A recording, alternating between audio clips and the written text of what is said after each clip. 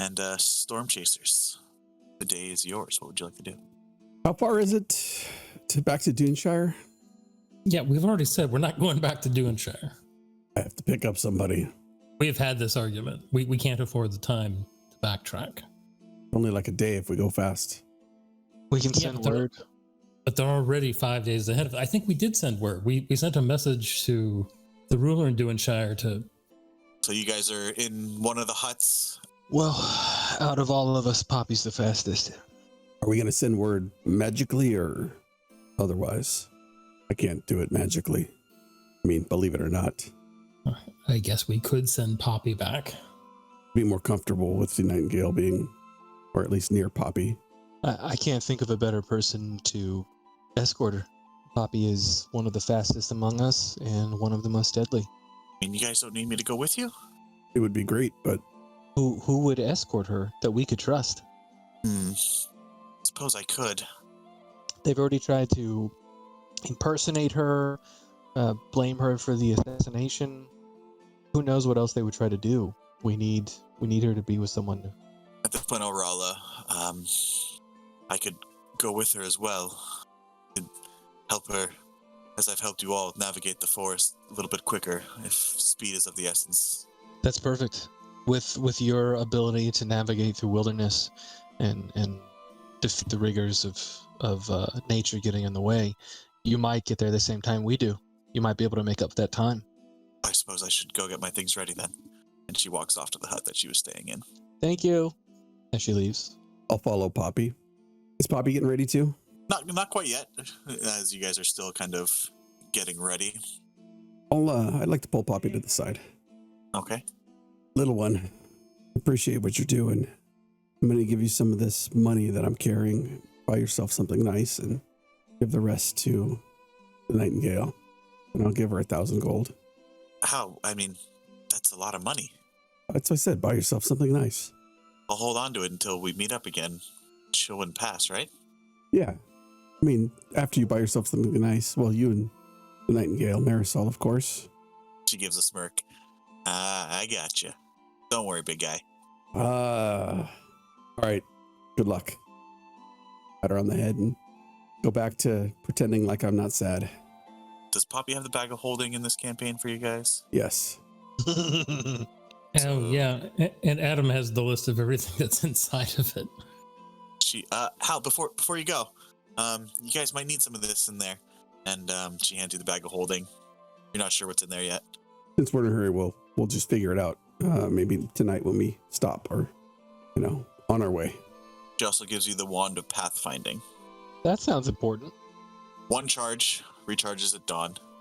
It allows one action to cast to find the path. I'm going to look at it and I'm like, I have no idea. Do I hit somebody with this? Just maybe just give it to Fenthwick. He'll know what to do. Here you go, Fenthwick. More toys. At this point, the Archdruid themselves, Tellius Deorin, comes in looking much better than they did the day before. Still quite thin, not quite on death's door as they were. Have you all taken a good night's rest then? Good enough. How are you feeling? Much better than I was the day before, and honestly, for the past few weeks than I can remember. I am myself again. You guys didn't keep any prisoners or do any weird thing with people around here, did you? Like, we don't have to scour this place looking for secret things and equipment and prisoners or anything like that, do we? Other than some ancient texts and holy relics, not much use other than just for sentimental sake in our, daily rituals. Luckily that the corruption of the forest either caught or kept away most other people. All right.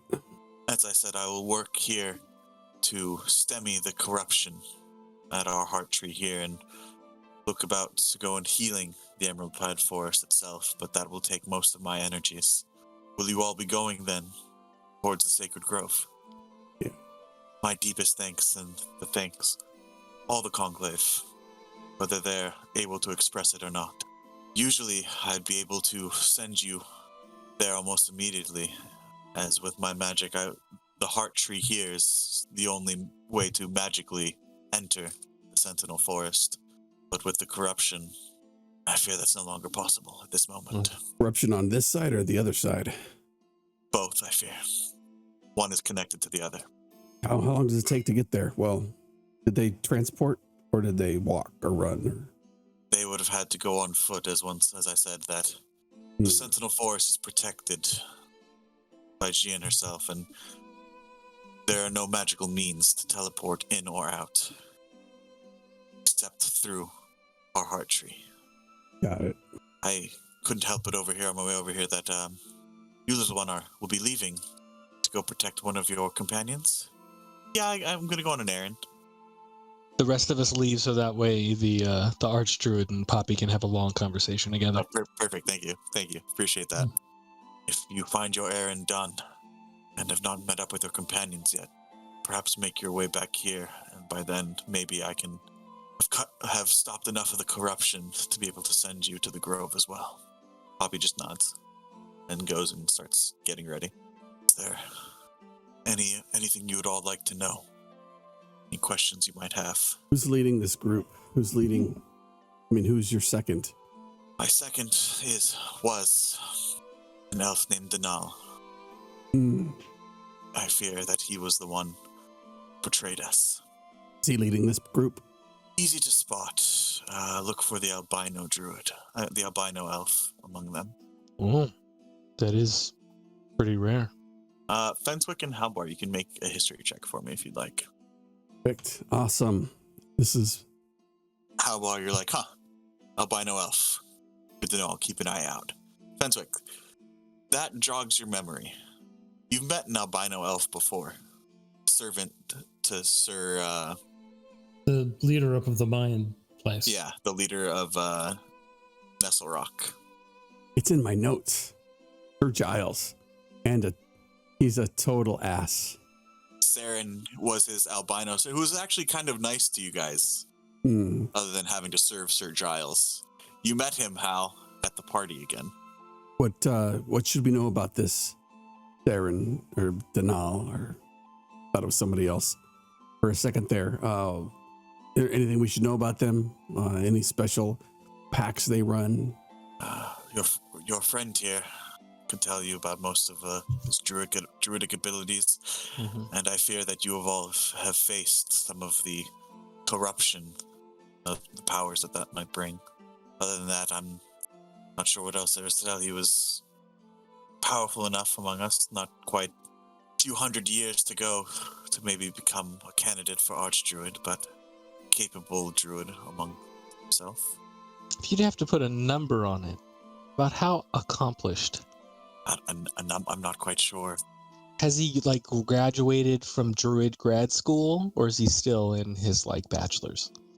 I think I get what you mean, although I'm not quite familiar with all those terms. Okay. What is his level of ability compared to your own?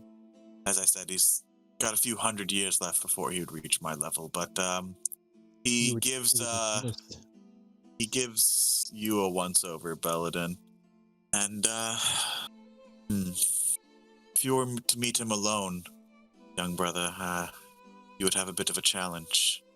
Good to know. If all of you met him alone, I'd have no doubts in your abilities after, you defeated me. Problem is, I'm not sure what this Enix is planning there in the Grove, and with the rest of the Conclave there as well. You may have mentioned this before, the rest of the Conclave, about how many went with him. About 24. Cool. No, I was just going to say most are at the level of the ones you faced here. Oh, okay.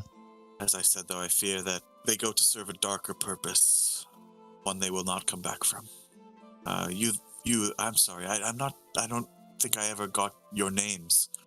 You there, they point to you, Hal. Hal. Call me Hal. Everybody calls me Hal. Hal.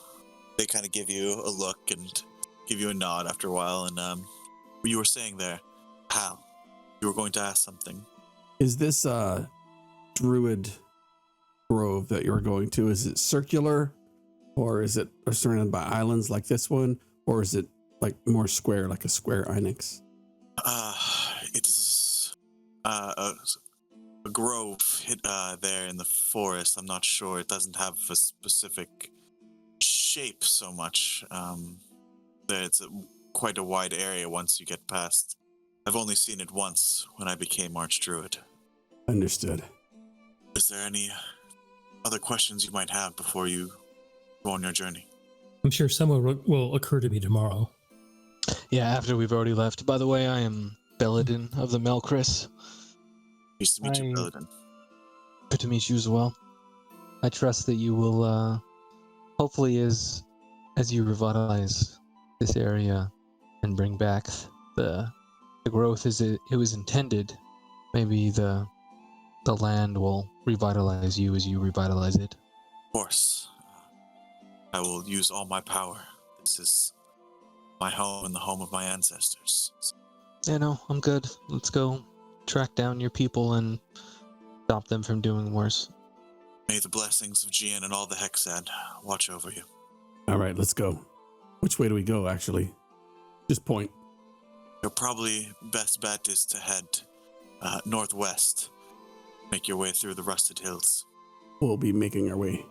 Ready, guys? Let's get going. Make it away. Ready? Yeah, I'm ready.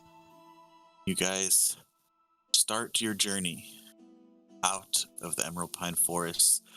A little bit slower now that our Elrala is no longer with you. Also missing your other longtime companion, Poppy. The important mission is Xion and the trust you have in her protect Menisol, the Blue Nightingale, there in Duneshire. Await your guys' return, or possibly to meet up with you all later. So it takes about a day for you guys to reach the edge of the Emerald Pine Forest. The forest is eerily quiet. The dangers that you faced seeming to flee and be quiet now that the Archdruid has returned to their power.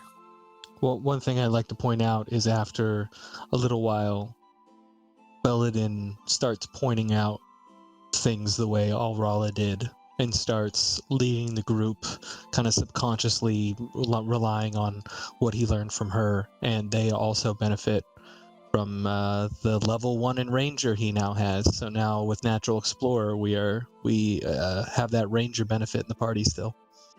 Okay.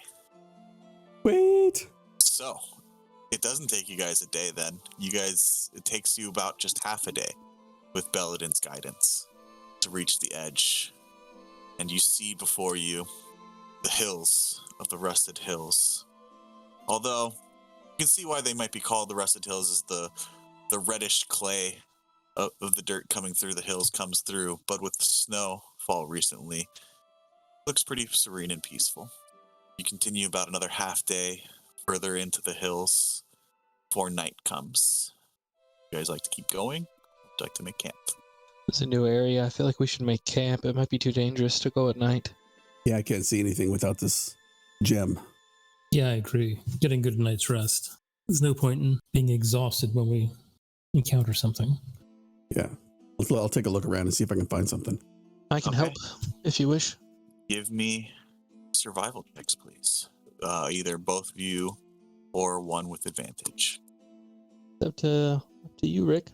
You're proficient, right? You probably have a better whatchamacallit than I do. Yeah, I got a +9. Yeah. I'll help Belladin now that Belladin was... Once Hal sees Belladin leading us through the forest and going on game trails and bypassing, poison ivy and poison oak and stuff like that, and I'll help him out. So Belladin, give me that survival check with advantage. Yeah, so you guys you're making your way through this hill country, and the hills around you are about 100 feet high or so, 80 feet high. The snow starts to fall lightly once again. You pass by a large watering hole, and you see some game tracks, and you kind of make your way past to the other side of one hill where you see that there aren't as many tracks, and you're kind of nestled between 3 hills out of sight. This is good.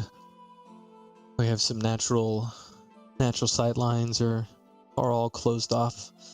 The only way something's going to come upon us in here is if by accident. I forget, did we sleep in the hut, or are we going to make a fire? Do we have a hut? You could do that, can't you, Fenthwick? Yeah, we can have a hut. Yeah, it's nice and warm and dry in there. Maybe we should eat some dinner before. You do want Albert jerky, or should I grab a brace of rabbits or something? I can help you track. If you're looking for game.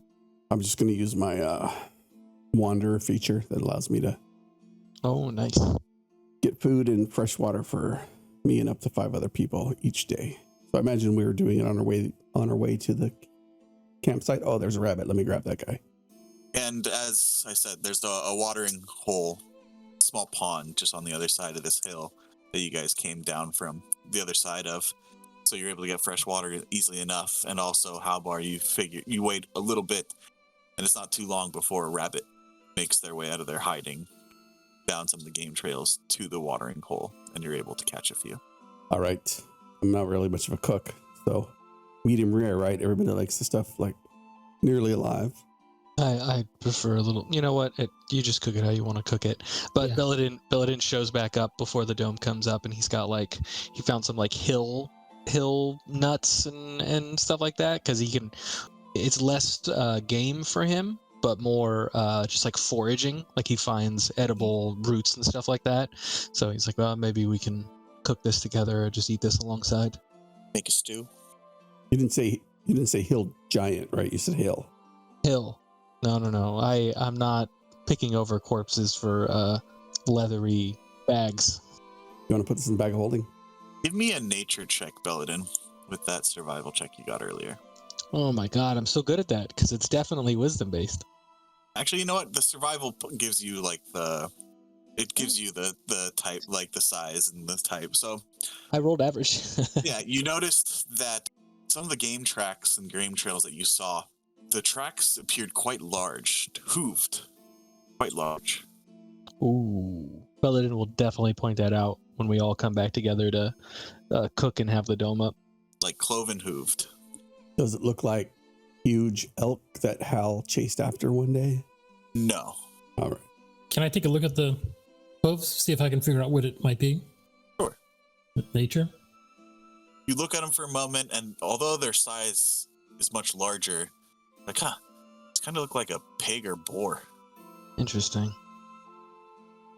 To your knowledge, Fenthwick, is giant boar a normal thing in these hills? Are you familiar with the area? I am not familiar with this area. This may be home to giant boar. I am suddenly even more thankful for your dome. And with that, Fenthwick takes another 10 minutes. You had to stop your ritual casting to go look at the hooves. And then the dome pops up. What color are you making the dome? I'll try to make it blended with the landscape as near as I can. Yeah, you guys probably picked a spot where there isn't much snow yet on the ground. So probably kind of a dry grass, reddish, like a reddish green. Yeah. Before casting, I carefully stomp on all the grass. Yes. You stomp on all the grass. None of it appears to twitch Nice. or attack you back. Yeah, Belladin stabbing to the ground with his staff. So you guys taking watches, or are you just going to sleep? A watch is obviously prudent. Yeah, I'll take a shift. Yeah, and All we're right. always prudent. Yeah, All right, who's going to take first watch Hal will. as night comes? Aren't these a disadvantage? Because we can see inside the dome, but we can't see outside the dome unless it's like a full moon, right? Because none of us have night Yes. vision except for Fenthwick. Or does Fenthwick have night vision? Yeah, I have dark vision. Okay. No, I thought it was like night vision goggles, but good to know. Hal, give me a perception check at disadvantage, please. Well, since Poppy's in here taking up all that space, Yeah, exactly. doesn't need to be as big.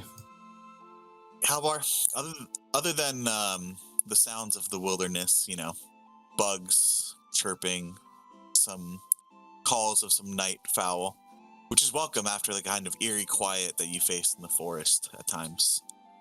Nothing seems out of the ordinary. All right, Belladin, Pops, your turn. Yeah.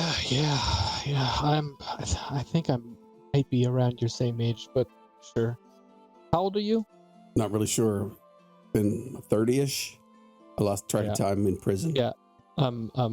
Okay. That's definitely something to talk about later, but I am definitely younger than you, Gramps.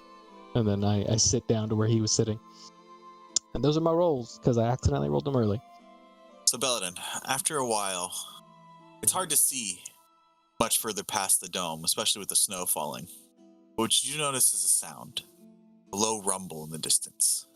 And then you start to feel underneath your feet and your body where you're sitting or lying down, a slight vibration in the ground. And the rumbling gets louder. The map's orientation coming from the northwest. And eventually you're able to hear it closer, and it sounds like the marching of many hooved feet. Not quite a stampede, not quite that fast, but almost like a large herd. Yeah, I feel like Belladin would know what that sounds like just with his background and his walkabout that he did. He's passed enough farms where there's been a lot of cattle or stuff like that, or the occasional llama herd. Yeah, he's not gonna wake everybody up until he knows, but he is kind of paying attention and looking in that direction and hoping a large boar just runs head first into this thing, because he has no idea what will happen, but he definitely wants to see. So with a 27. Oh, 17. Disadvantage, right? Oh yeah, disadvantage 17. Eventually, you hear it come closer from this direction, from the west. Start heading towards what would be the northeast, past the watering hole. You hear many hooved feet stamping on the ground.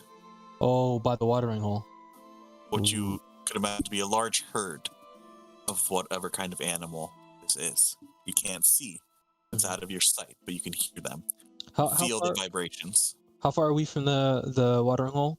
You're on the other side of the hill, about 150 feet or so. Wow. Okay. Impressive. That has to be. He's like talking to himself. He puts his hand on the ground, like feeling the dry grass and the soil underneath, and just like closing his eyes. And he's like, there has to be a lot of them, or they have to be quite large based on the hooves that we saw. And he's just kind of talking himself through it, and waiting until there's a more dangerous sign before he wakes anybody up.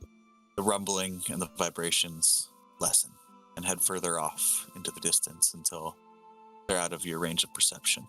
This herd of creatures seeming to pass by you, not seeming to either notice or pay any mind to the dome. Belladin is probably grateful for the fact that the dome, by its very nature, is blocking scent magically. So it's one of the main reasons they were safe. But other than that, your watch goes by without disturbance. Belladin goes to tap on Poppy's shoulder and realizes Poppy's not here, and has like that moment of like feeling relatively new to the group, but already members aren't here, just feeling weird about it, and then nudges Fentwick. Fentwick, you were brought. What? 5 more minutes. Okay. Belladin goes back for 5 more minutes, and then comes back in after 5 minutes and shakes his shoulder a little bit. You've got your 5 minutes. What? We're taking watches. There's only 3 of us, so you have to take a turn. Right. Yeah. Fine. Sorry. Fine. I'll get up. Oh, just so you're aware, a large herd, or a small herd that is very large, came from the northwest, moved to the watering hole, and then moved away about, I'd say, an hour or 2 ago. But everything was shaking. So I now know you're both very deep sleepers. Archie definitely noticed, woke up, and then went back to sleep. But yeah, that was an hour or 2 ago, and I don't know why they're moving in the middle of the night to get water, but just so you're aware. So no elven bards, though? Not that I know of. Oh, good. I mean, no one likes a bard. Oh man, I really hope Jay's not playing a bard.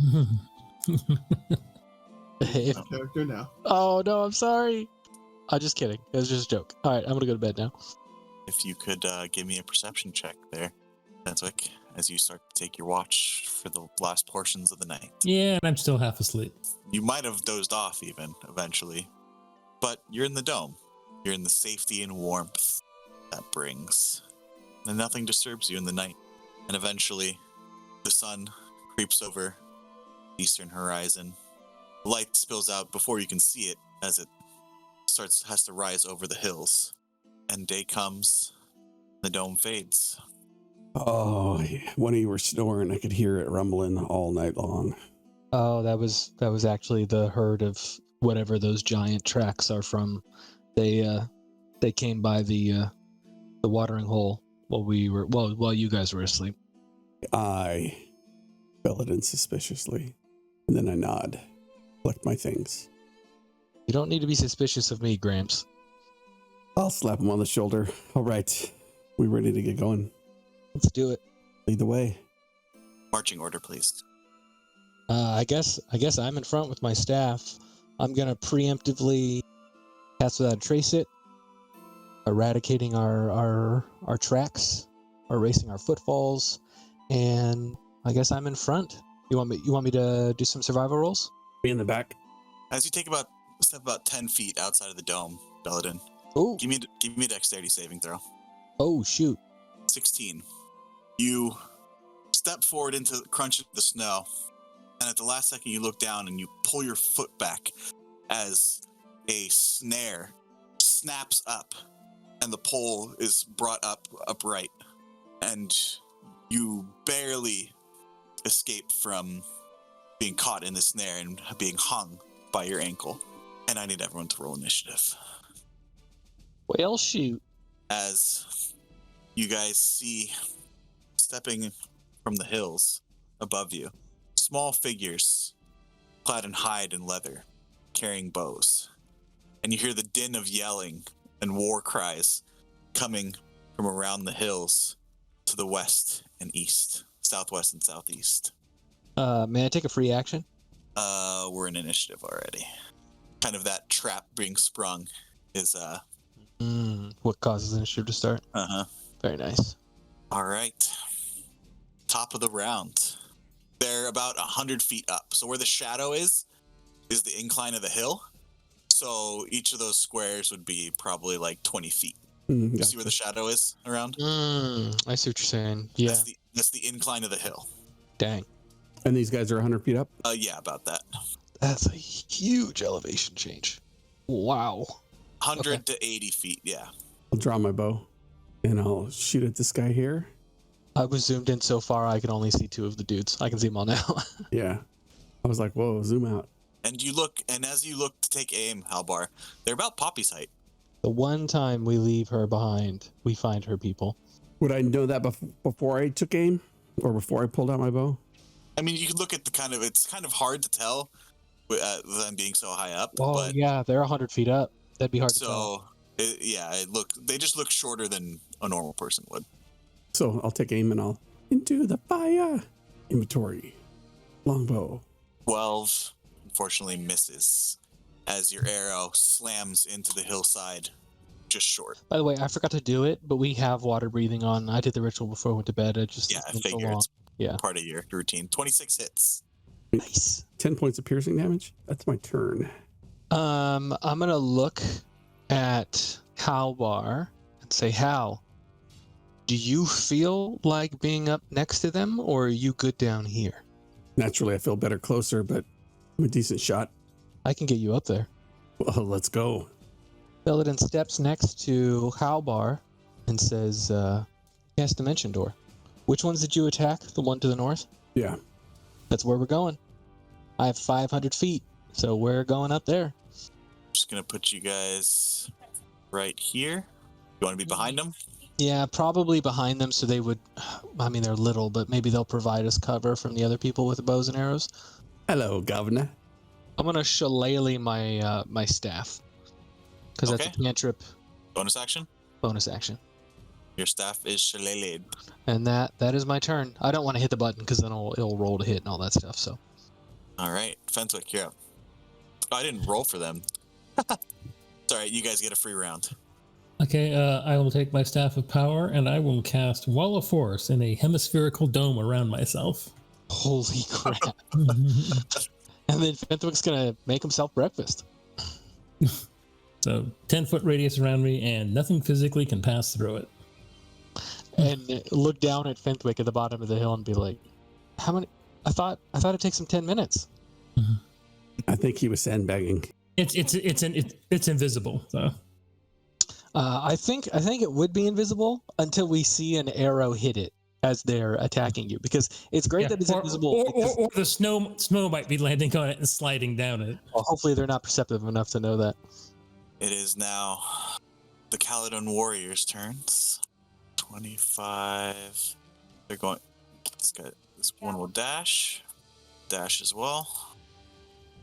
Oh, Dash. Dash.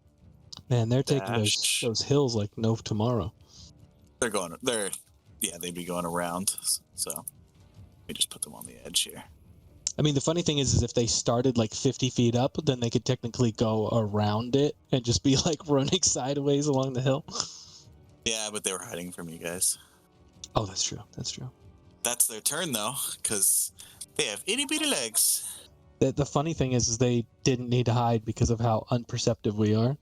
It is now the archers' turns. Will go from left to right, bottom to top. It's going to shoot at you, Fenswick, because they don't know this first one doesn't know any better. So I'm not even going to roll. You just see an arrow about 10 feet away from Fenswick. Just looks like it hits a wall and clatters and falls hidden in the snow. Oh, fancy. Can he make that dome invisible with us in it? Or 'cause every time I see him start to cast that thing or do whatever he does, right? It's opaque, and it's like got a little glow on the inside. So, do you think he's been holding out on us? I could swear half the time I see him sit down and start eating again. And then he says he's doing a ritual. Oh, wow. Second attack, seeing the arrow have no effect against Fenswick, they're going to turn his bow towards the hill where you guys have suddenly appeared behind their allies. It's going to attack you, Belladin. That's a 22 to hit. And for their bonus action, they're going to use Archer's Eye to do another 1d10 damage. I'm gonna burn a reaction Okay. to do a spirit shield on Belladin. No, I gotta be raging. Never mind. Gotta be raging. They should have had advantage on that attack, so I'm just going to roll it one more time. We'll keep the same damage. Dang, advantage. Is this the one near us or on one of the opposing hills? On the opposing hill, this one over here. Nice, nice. And it's a natural one. So you take 10 points of bludgeoning damage as this arrow smacks into you, but it doesn't appear to have a broadhead. It appears to have a flattened, almost stone on the end of it. Belladin looks over to Hal and says, they're using non-lethal arrows. Elrala told me about arrows and stuff. Sorry. Not important. We're in battle. Second archer, seeing that Fenswick is impenetrable from the first attack, is going to also attack you, Belladin. What the hell, man? He's right here. He's right next to me. Look how big he is.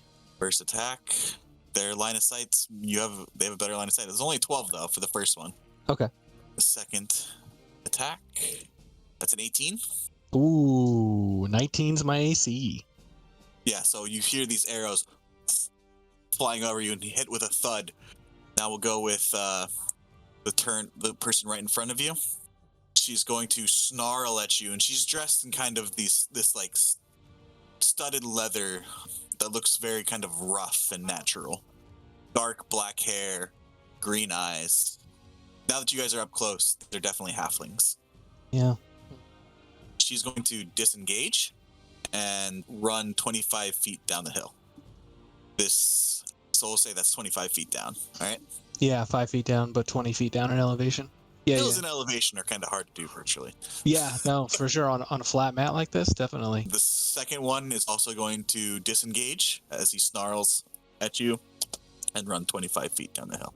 The archers on the other hill now will aim for you, Albar, as they release their bows. That's a 23 to hit. All right. For 12 piercing, and they will also use their bonus action to deal another d10 of damage. That's another 9 points. So that's 21 points of bludgeoning damage. Oh. As this arrow smacks you right between the eyes, and you feel dizzied for a moment. Second attack, that's 24 for 8 bludgeoning. I'm using non-lethal arrows. And let's see. the last archer have range? He definitely does. Roll me a D2, Belladin, or Hal, whoever wants to. I can do it. Halbar. Mm-hmm. All right, Hal. It's all right, Pops. I have more vitality than you do. This is true. 25 to hit for 9, and he's also going to use his bonus action to do another D10. So that's 19 bludgeoning. Where's this guy at? The fifth one? Over here. Two attacks they rolled at advantage. Oh, jeez. That's a lot. Second attack, the 13 only. That misses. That is the archer's turns. Albar. I can heal you if you just go down a little bit, like in melee down there. I'll move down as well, and then I can heal you. I would like to rage. Going to drop my bow and pick my warhammer off and run down here and swing it recklessly at this guy right here. That will be two-handed. I think I'm gonna burn a luck. Roll one more. That definitely hits. That's gonna be 9 points of bludgeoning damage, and I'll take a second attack 20 hits. for 14. Nice. Well, you're using it two-handed? Yeah, I'm not gonna do that anymore. I forgot I had dueling. I went down 25 feet, right? Yep. What would you say that is? That would be another, let's just say 25 feet. 20 to 25 feet. Good. You're about 25 feet down the hill, and you're next to this. They each ran opposite directions. Mm-hmm. If you choose to go after one, you're about probably 50 feet from the other one because they ran at an angle. Belladin, you're up. Well, that decides where I go, because I only have 30 feet of movement, so can I even get down to him?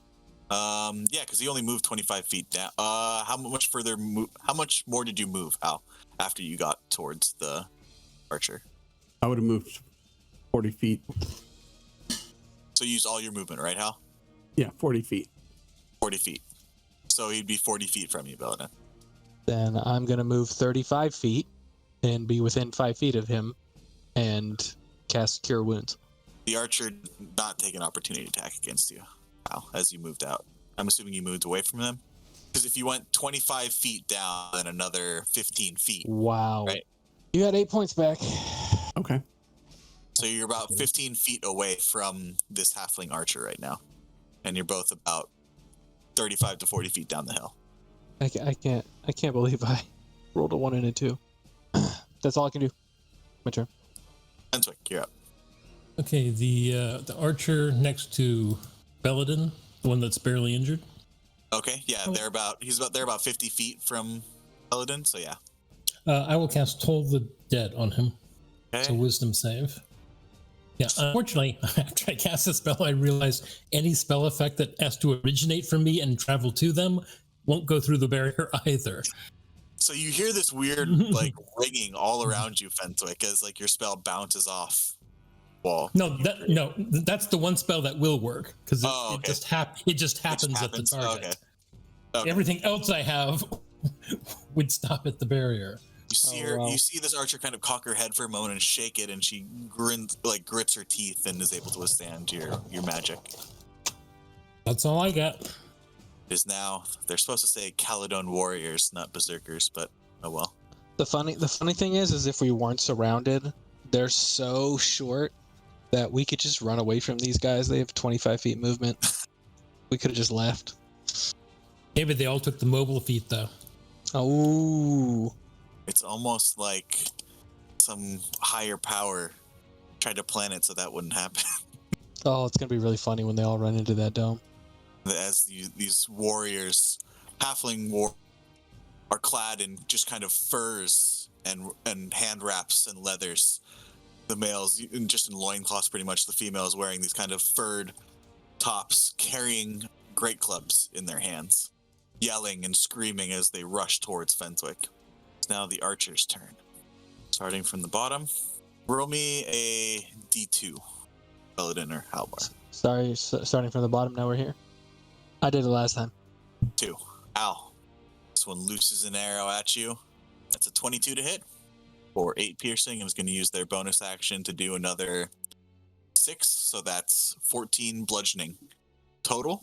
reduced by half to 7. Second attack. That's a 16. Misses. Okay, that's there go. Another D2, please. 1 Belden this time. Yep. As this one knocks an arrow and lets loose. 14 only. Miss. Second attack. 18. Miss. Miss. Belden getting lucky. This one, Mm-hmm. this archer is going to move another 25 feet down the hill, spin around, knock an arrow, and loose it at you, Belladin. Yep. Be like, can we talk about this? Oh, sorry, this would not be an advantage. Just an 8. Oh, they have pack tactics, those son of a bitches. Yeah, that's a miss. All right, that's her turn. This one is going to move 25 feet that way. I guess didn't want to respond to me saying, "Hey, well, why can't we just talk?" Oh, you said that? Yeah, as they're shooting freaking bows and arrows at me. Give me a persuasion check at disadvantage. Okay, that 20 did hit, by the way. So should I take that 7 damage? Yes, sorry. All right. And they're going to use their bonus action then to do another 8 points Jesus. bludgeoning damage. I'm going to use my reaction on Belladin to reduce that by 2d6 by 8. Oh, Nice. nice. That becomes 7. Beautiful. You just neutralized that bonus action. Okay, so Belladin, make that persuasion check at disadvantage. Oh, that's going to be a fail because that'll be my lowest. Unfortunately, it doesn't look like he understands you. Oh, okay. I don't think I know halfling. So he will then move 25 feet this way from you guys. Probably attack Hal as you're the one that's hurt him. Oh, That's a natural 20 Mm-hmm. plus another. So that's 27 points of bludgeoning damage, down to 13. reduced to 13. Second attack, the 16. That just misses. These ones over here. Someone roll me a D2 over there, please. Belladin. Me. Miss. Second attack, 24. That definitely hits. Plus another 2, so 12. And then someone roll me another D2, please. As these broad, Sorry. flat-stoned arrows rain down upon you guys. You guys are gonna be pretty bruised if you survive this. Belladin, 24 Plus the D10. Thankful. points. Second attack. Miss. Okay, that is their turn. Habar. He's about now 40 feet from you. As you were 15 feet away from him, and he went another 25 feet. Do we need to get out of here, Belladin, or... Yeah, I'm fucking hurt. You look fucking hurt. I apologize for cursing, but I don't know what the hell they want. make us disappear? Yeah, if you stay where you are, I can get us out of here. And Thinkwick looks like he's fine in there, so... I would suggest moving maybe to the northwest in that direction. Yeah. I mean, I can get us on the other... it's 500 feet. I can get us 500 feet northwest. I don't know about you. I can't go quite that far, but...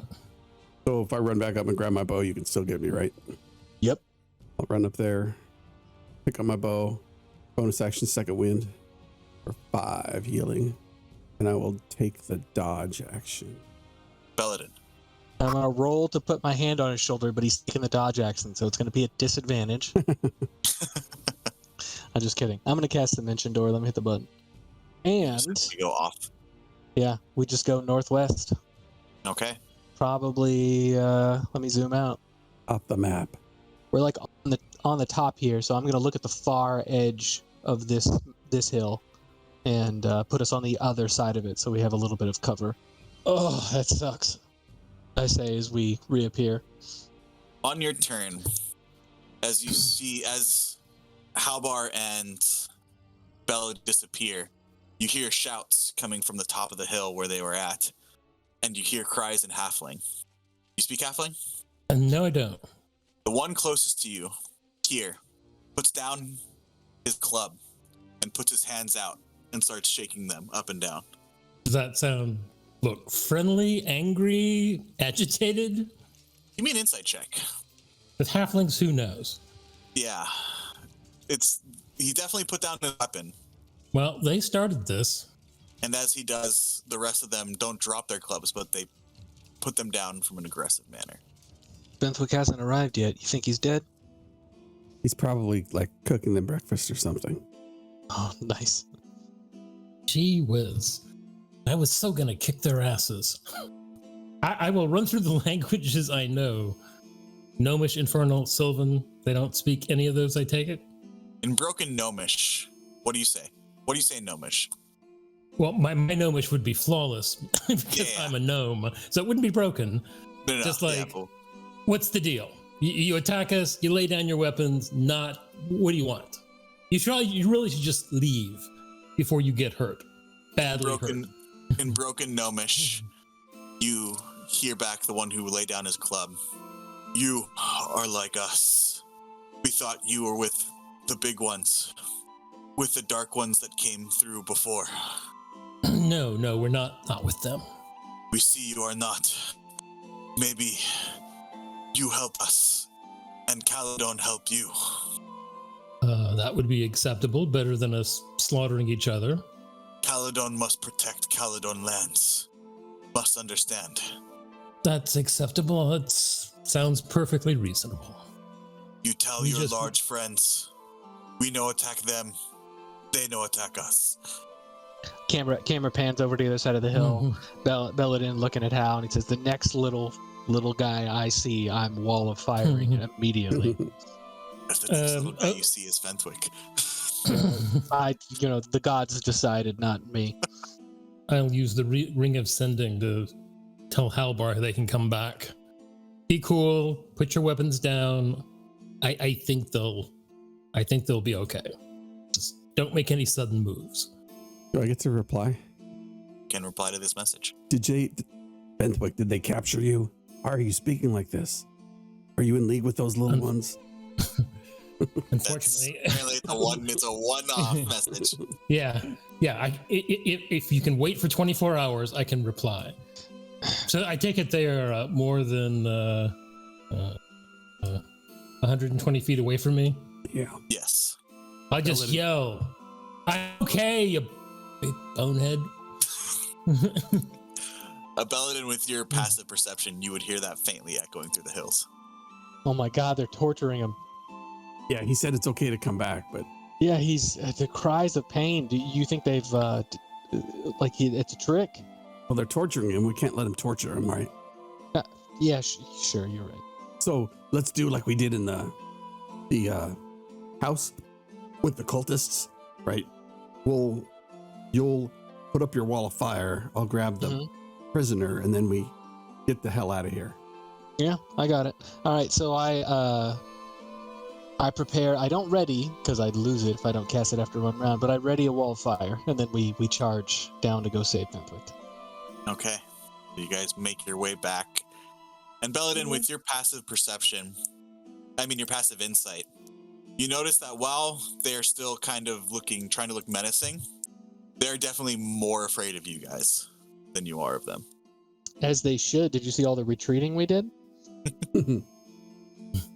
All right, so yeah, we'll show up, and Belladin is gonna look at Fenthwick and basically say, "So, do they have potions? Because I'm in pain." I've got some ointment over here that might help. Oh, I shouldn't have used those spells. What do they have to say? I don't speak halfling. Well, I don't either, really, but pity we should have taken that helm off of Poppy. Oh, right. Didn't think she'd give it up. Caledon help you. Apparently, they're proposing some sort of arrangement where we help them, they help us. Seems like they had some sort of run-in with the druids as they passed through. Well, I don't know. Having a mob of really angry midgets on our side right about now seems like a good plan. For the very least, cannon fodder. They don't understand common, right? So they claim. Yeah. And I give the halflings a big smile. Yeah. I mean, can you translate for me and just basically tell them that if they want people's help, it's not a good idea to try and trap them and attack them as soon as they wake up? They got that it was mistaken identity. All right. Where Apparently, are we going? you giants freaked them. So Well, wait, you said they worried about the druids. All right, well, then I guess it kind of makes sense considering, and I just motioned to myself and my staff that has, like, basically is a growing tree in my hand. yeah, maybe don't plant that in the ground and make it into a giant tree. That might flip them out. I won't. I'll tell the halflings on behalf of the party. I will take the initiative to say we accept your terms. Let's follow the Ewoks back to their town. Good, good. Large ones are strong. That'll be good. Belladin has several bruises across his neck and face, and is just giving as many dirty looks to the halflings as he can. Large ones can take many arrows. Caledon are impressed. Usually it takes only few Caledon arrows to fell a mighty boar. Speaking of taking a few arrows, let me see what those are, and I'll start like grabbing some of the arrows and taking a look at it and see what this. I'm surprised you still have a few sticking out of you. Actually, no. So they're all flat-tipped. Yeah, they're all blunted. Bludgeoned. And you see now that in their quivers, they do have a separated kind of razor arrows, you know? Yep. Razor head arrows. Ask them how far it is. Ask them, are we going somewhere, or shall we negotiate here? We can negotiate here. Home of Caledon tribe. Not welcome outsiders. Yeah, they don't trust us enough to take us to their home. Your friends took many arrows. Yeah, they're good at that. Gorn, am impressed. Here. For their wounds. And he throws you, and he says something in halfling, this rough dialect that you've heard Poppy speak halfling, and this is much rougher. And a couple other ones throw small canteen water skins towards you, but they bounce off the wall. I am full of mighty magics. You were lucky you dropped your weapons when you did. These will help with your friends. Belladin gingerly comes over and picks up a water skin. Are these safe to drink? What are they? You just see one motion towards you and gives you the sign to like drink it. If it's not safe to drink, I will avenge your deaths. Oh, I see you looking at my boots, and then I take a drink. Before you drink, those boots, they'll work on anybody, right? Little smirk. So it's definitely bitter, more herbal than the healing potions you've become accustomed to. Almost reminds you of some of the things remedies you've drinking back home. But you do get the benefit of a regular healing potion. And about 7 of these warriors have thrown out these skins to the ground towards you. Hal, you drink them first. You're going to be taking more damage than me, best case scenario, so please heal up first, and then I'll drink whatever's left. All right. 2d4 plus 2? Yep, regular healing potions, there's 7 of them. You guys can divide them up how you want. As they're drinking those, Fenswick, Gorn turns to you. Dark ones come through our lands, but Caledon know better. We hide. We are great warriors, but the Dark ones have great magics. Usually they protect the lands, but they had ill omens about them. That is not the problem. We seek your help, but perhaps we can help you. You seem to go in the same direction, yes? Yes, we're pursuing them. Any assistance you could give us to speed us on our way to catch up with them would be very helpful. Caledon, these are Caledon lands. No one knows hills like Caledon. We can help you, and perhaps give you knowledge only Caledon knows of sacred wood. Well, that would be very helpful. You agree to help us then? On behalf of my group, we agree. Caledon hunt these lands for many generations. The Caledon lands provide all Caledon need. Herd of giant boar, more than any tribe could eat in lifetime. Large ones, larger than even your friends. Come and take boar from Caledon. Caledon asks you to defeat the one-eyed large ones. So that the boar may roam freely once more through Caledon land. And these these one-eyed large ones, how many are we talking? One, two, many? There are a few that roam through these lands, usually cause no trouble. At least to Caledon. They are like Caledon and only take what they need. This large, even for his kind, this large-eyed one is different. He takes the boar more than he can eat. He herds them and takes them into his dwelling. We do not dare venture forth there. We do not know. We do know there is one at least when he comes out and walks his herd. It was stalking his herd last night where we noticed your strange dwelling in the night. Unfortunately, Belladin, you did not roll high enough perception to notice them stalking through the hills. Yeah, 17. Bummer. And Fenswick, you did not roll high enough to notice them setting an ambush. So So- take care of the Cyclops. I think we can probably handle that. Belladin. His cave is in a hill. Hal. Apparently there's some Half a large day from nasty in the hill who's eating all the local food. They want us to take care of them. I put that in air quotes. What? And in return, they'll give us all their assistance. Okay. Okay. Well, what kind of large nasty? Well, they did say one-eyed. Oh. Okay. Yeah, that makes sense. I'm good with it. When do we start?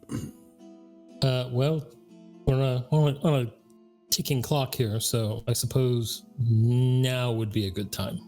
All right. One-Eye's cave is in the direction you head to follow the Dark One's paths. Oh, and it's even in our path.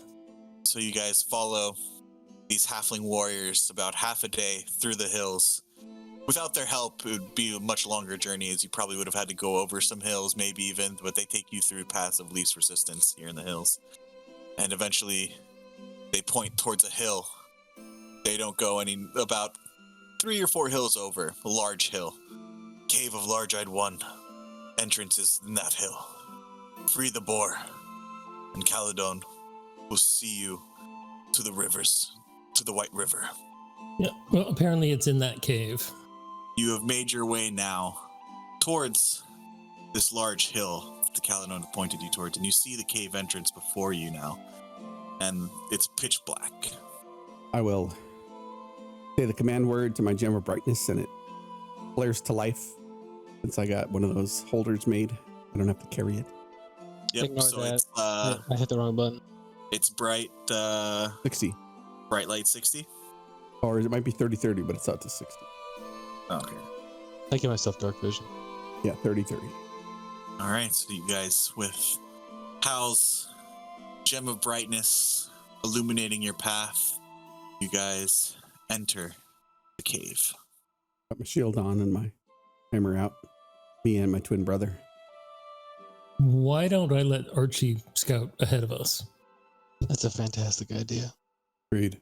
I'll be kind of.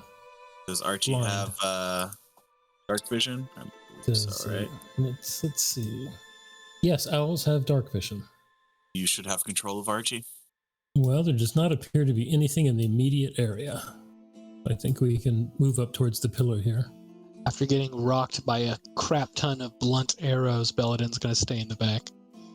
Belladin, you start to hear coming from deeper into the cave entrance.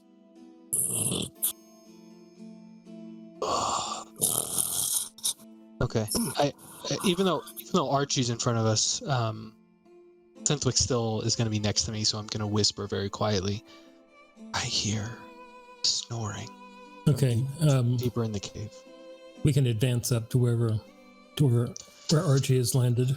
Yep. So I'm going to cast Pass Without a Trace on all of us because it's a free action with the staff. So let me throw it up. Give us a bonus on stealth checks if we're stealthing up. You guys tell me. So far, you've just been walking up. Yeah, Sure. we'll be quiet. Walk up, stealth up. All right, give me stealth checks, please. So 22. 23. All right. Right. Jeez, we all were about the same. You guys feel pretty confident in your stealth abilities as you continue forward. You might want to wait for the owl to see what he Yeah. sees. Oh yeah. Sorry. It just happened, but I literally. Give me a forgot that stealth you're check the owl. for Archie as well, please. So for him, that would probably just be a straight Dex. Yeah. And he would be outside of... Fly him back. I'm like, well, there's a bunch of boars down there around the corner. Looks like a pen of some kind. Big ones, too. Oh, no. Do you think... They said that he took the boars, right? Yeah, he said he took eating. That's what you relayed. I just hope he doesn't use them to attack us. But do you think we should let them out, or do you? That'll probably wake him up. Yeah, I don't know. Letting him out would end well for us. Yeah, that's a good point. All right, well let's try and get past them without Let's try getting them to freak out. Try sticking towards this wall since they're on the other. I got a motion for Hal to, follow up behind us. Yeah, I can only see what Archie sees out to 100 feet, so... I'm going to grab Belladin's shoulder and then put out the light. Yeah, Okay. when I notice him doing that, I'm going to say, I will, as soon as we know that something's going to happen, I will tap you on the shoulder. Okay, down south of us, there's a chamber, fire. Don't know if there's anything in there, but looks like maybe a living space. Might as well creep in. I don't. I love all life, but you might want to send Archie to the opposite end, and then we go like on the other end. So that way, if Archie gets noticed or we get noticed, at least one of us doesn't get attention. Do you know what I mean? No, I have no idea what you mean. I mean, just send like Archie. Is Archie back? Is Archie flying anymore, or are we just going in? He's back with me. Yeah, you want me? You're using? You want me to send him flying across to the other side of the chamber? I mean, you can see through his eyes, right? But I mean, if we're just going to go in, then we should just go in. 'Cause you can summon him back, right? I mean. Oh, I suppose that's true. He's a fey creature, so if something happens to him, Right. Let me measure something here. and I don't know how smart the Cyclops is, but it might just think the owl just flew in here. It might not necessarily think that it's gonna be followed by a. Fine. I'll send him down into the chamber. It's always hard to convince another player to sacrifice their familiar. Oh, I care nothing for familiars. They're familiars. This is what their job is. They can be resurrected for like 10 gold in an hour. So, Archie, in Archie's head, as Archie flies past this rock, Jason, if you can go ahead and do what you're going to do. Does Ventwick speak Sylvan? So, do you speak Sylvan? Yes, I do. And at this point, I might be out of range. Well, then you may or may not hear a faint echo of fly away, little one. It'll eat you. Loudly, by the way. Yeah, faint for you, not faint for the bird. I want the bird to survive. That's funny. You wouldn't know as a fey. You wouldn't know as a fey creature. That's a good point. Yeah, I'll bring him back. Yeah, I think there's someone in there. Oh, Like Cyclops. yeah. No, I mean like a person. What? Oh, all right. Well, let's creep up and see who spoke to Archie. All right, creeping up. I'm going to turn on my gamma brightness. Wait. There's a fire up there. We may not need it. Yeah, and it could kind of tend to give us away. Well, the Cyclops might still be asleep, so if it starts waking up, just turn it on. If you hear either of us suddenly scream, turn it on. Yeah, just here's open for. I think I'm still going to turn it on. Fine. I notice him start to turn it on, and I move as far away from him as I can with my movement this way. Well, I'm sticking with Belladin since he's got the pass without a trace. So are we rolling stealth? If we're carrying over our earlier rolls, then no. But if we, do you want us to roll them again?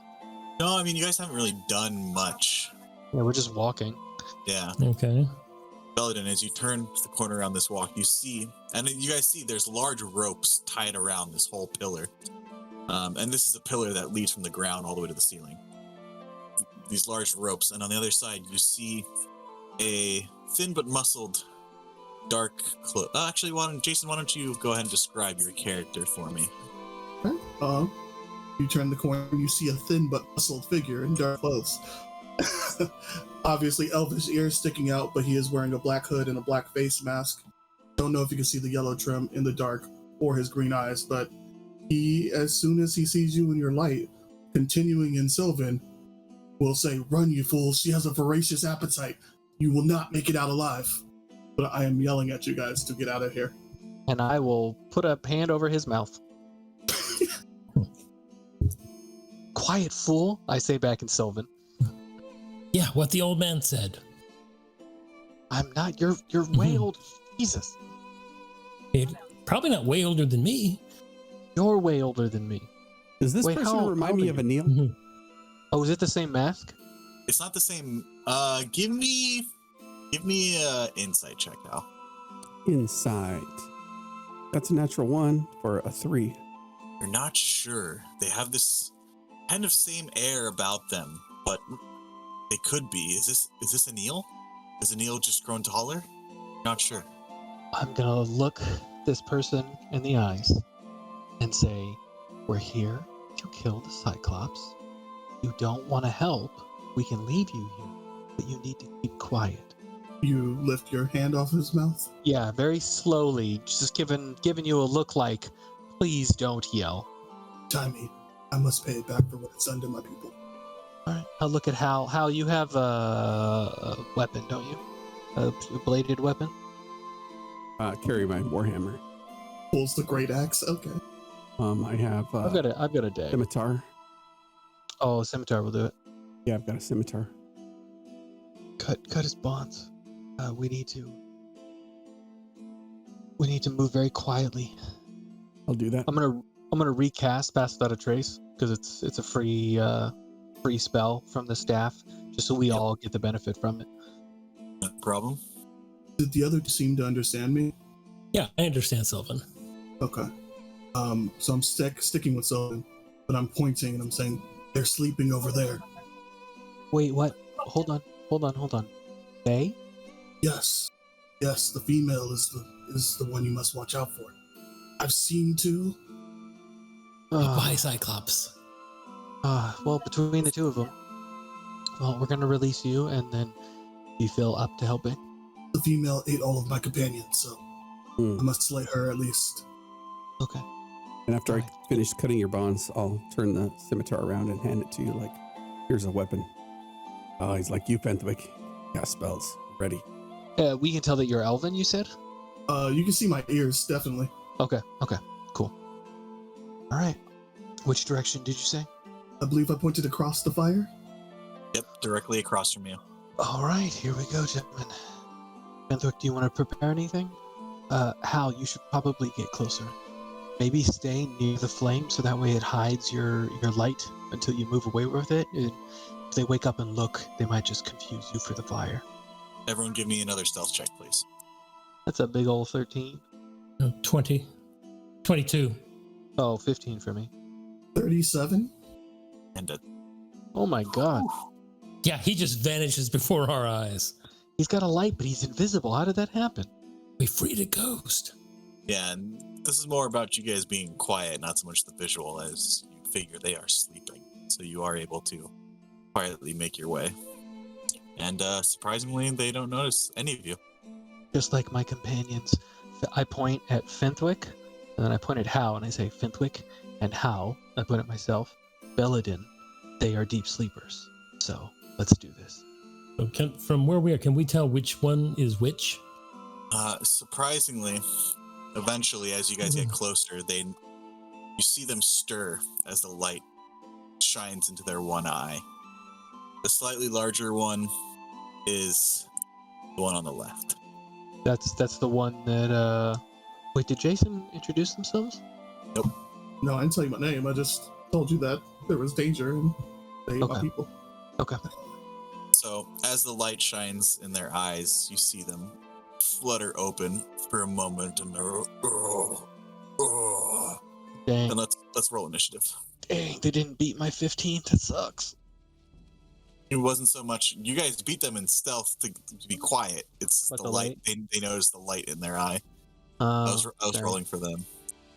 That freaking light. That's okay. I'll take that. Oh no. Not very good, guys. How do they look? Earn a luck on that. Okay. Wow. Luck on an initiative roll? Ooh, saucy. Have to be the first one. Good enough, but not good enough. Moved up a Okay. step. Right. How do they look? Yeah, I know they're laying down, but if I would have to estimate, how tall are they? They would be considered huge. So 10 feet tall, 15. Well, huge would be 15 or 20. They would be probably about 30 feet high, I would say. 30 feet tall. Holy crap. Okay. Anywhere from like 25 to 30 feet. T-Rexes. All right, let's do this. So as they stir from their slumber, Belladin, you're first to act. All right. With my action, I enact Symbiotic Entity. I forgot to do in last combat and would have saved me from having to use healing potions. And then with my bonus action, I'm going to cast Shillelagh on my weapon in case I have to hit something with melee. Yeah, we'll just remember that I do that, because if I press the button, it'll roll to hit, and I'm definitely not hitting anything. In fact, I'm going to move... Nope, not that close. There. And that's my turn. All right. You see the large female. They look pretty similar, but this one has a little bit longer hair.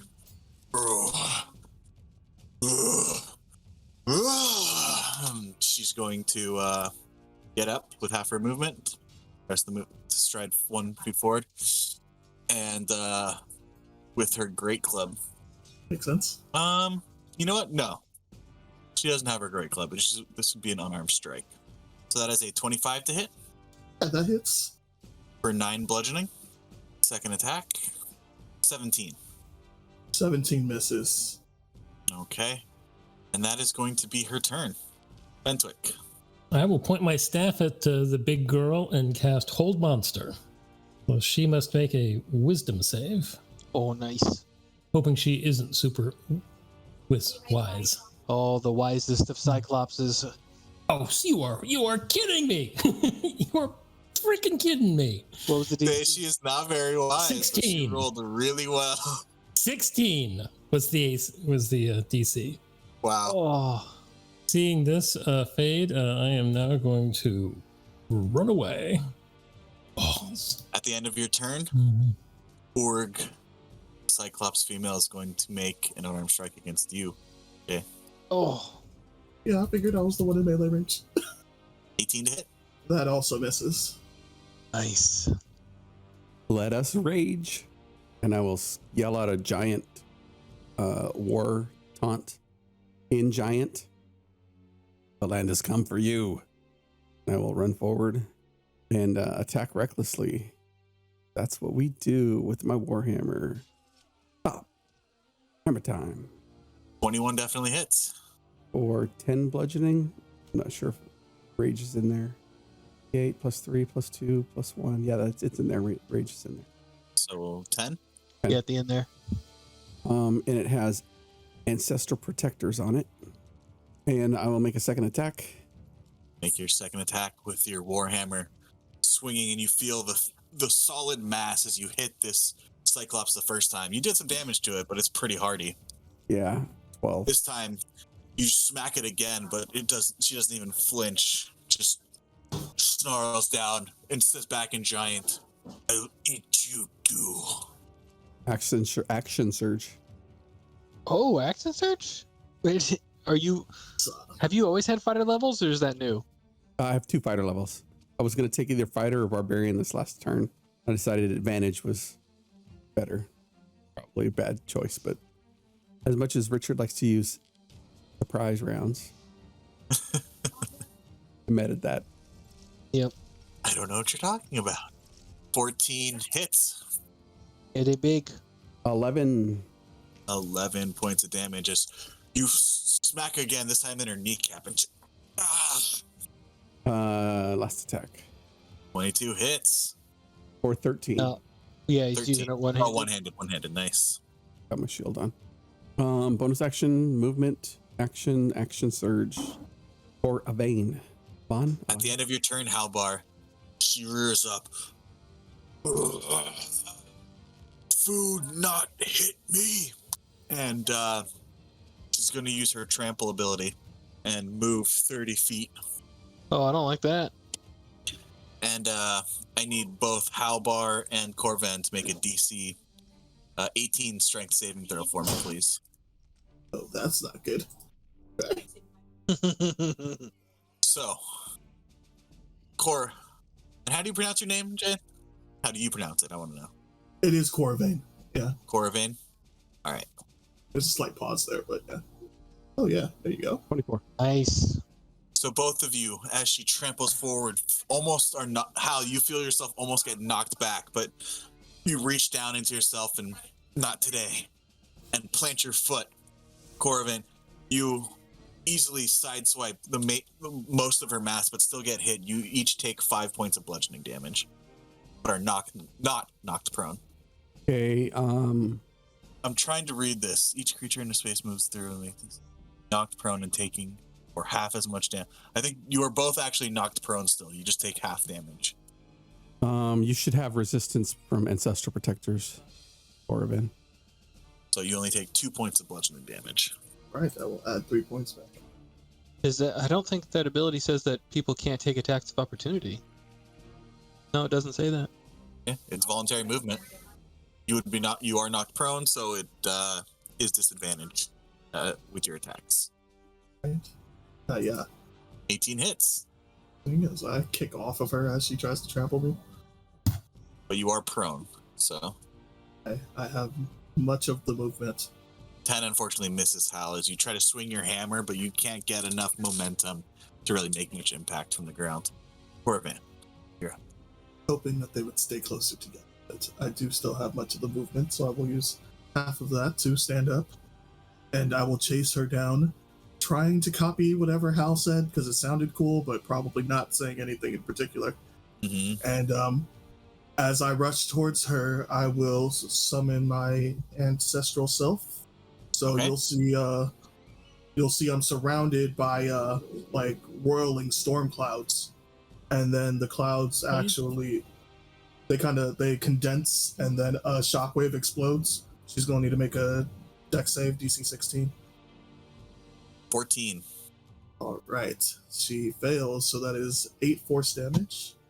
That is a bonus action. Okay, and then you'll see these giant, very dark gray arms now are hovering over Corvain's shoulders. And if you look closely enough, you see that it looks like whirling storm clouds are actually moving underneath the skin, but kind of hard to see in here. But he will take 2 attacks with his new astral arms. 22 to hit, 25 to hit. Yeah, those both definitely hit as these roiling storm clouds of arms that suddenly have appeared in this cavern. Halvar, you see them suddenly pummel in to this female Cyclops. That is turn. Cyclops, this one is going to get up using half his movement. He does have his great club nearby. He's going to grab it using his item interaction and forward and strike at you, Hal, with advantage. Yep. Because you are prone. And that reckless attacked. Yep. Oh, roll 4 dice. That's a 20 to hit for 14 bludgeoning. The second attack, that's a 26 to hit for 22 bludgeoning. All right. That is going to be the end of his turn, though. As you hear, "No disturb my wife." So I imagine, based on my knowledge of giants, that they probably have a really high con. Roll me a nature check. I'm glad I wasted it on that. You do. You have a pretty good knowledge of giants. I think with a natural 20, you just need to send me the stat sheet. Yeah. You would know that they're very hardy creatures. Yeah, okay. Pretty much all of my things are con. Yeah, everything I have is con, except for confusion, which I can't cast because I already cast on my level 4 spells. So. Oh no, I have animal friendship. That's a wisdom, but they're definitely not animals. I mean, I don't really have a choice here. You said they're 30 feet high. Yeah, about roughly. How big is their token? They are 3 squares across. 15 feet. I create a wall of thorns in the space of the male giant, which I imagine will be very painful. It's 20 feet tall, so it'll go 2/3 of up their body. All right, you can create the effect for that. Or if you doesn't it do a template if you cast, or is that not this version yet? It didn't give me one, but it's a 20-foot diameter, 20 feet high, 20-foot diameter, 5 feet thick. Okay, I can make a template. Yeah, go for it. And he's inside one of the sides, right? So you're not surrounding him. I thought it would be inside of him, but it's diameter is across, right? That looks way bigger than 10 feet. Oh, I think I did 10-foot radius. 10-foot radius is a 20-foot diameter. I guess it is surrounding him, and he's in the middle. And it's 2/3 up of his body. 5 feet thick, yep. Jesus, I thought this would be different, but now he's just surrounded by it and probably will break out of it, so that sucks. I mean, you could have summoned it so a part of it, it's just not going to like enclose him, surround him, but a part of it could, Yeah. Then you know what I'm going to do? No, because if I make it 10 foot, then then he'll just walk over it because it's only 10 feet tall and he's 30 feet high. So yeah, you're right. I'll do this then. So it's bisecting him basically. So half of his body is still out. So that way, Hal can see it. The thing is, within its area must make a dexterity saving throw. Yeah, I guess he still makes it. That's a 10. Yeah, so he takes 65 points of damage. Oof. And I think he has to roll again when he moves out of it. Yeah. No. On a turn, if it ends the turn there. Oh, bummer. But I mean, still, that's 65 points of damage. That's my big gun, and I done shot it, so that is my turn. You were her snack, and you've been free, and now you've attacked her, Raven. So she's going to. Her club was near the fire, so she grabs it with her item interaction. Attack you. That's a 27 to hit. Yeah, it probably hits. For 23 bludgeoning. The target is at disadvantage due to ancestor protectors. Yeah, boy. Let me roll that time. 21 to hit. That just hits. Okay, we'll go with the original damage, 23. And you also have resistance. So. All right. That's 11 points. One more time? Yep, one more time. Ooh, you are lucky. Oh, I appreciate the disadvantage, sir. That's amazing. That's well All missed. right. That's her turn. Fenwick. Well, point my little finger at Urg and say, "Oh, a wise guy, eh? Fine," and cast banishment on her. A charisma saving throw. Oh, you are fucking kidding me! You're killing me here. I'm now strangely attracted to this Cyclops. She doesn't even pay you any attention. She doesn't understand the words that you're saying. She's focused on She's charming and wise. Yeah. Definitely giving you the eye. Movement bonus action. Yeah, no, that's it. Stay put. Albar, you're up. Stand up, move over, take a up attack if he has reach. Well, he moved up towards you, so you were in the square of his, right next to him.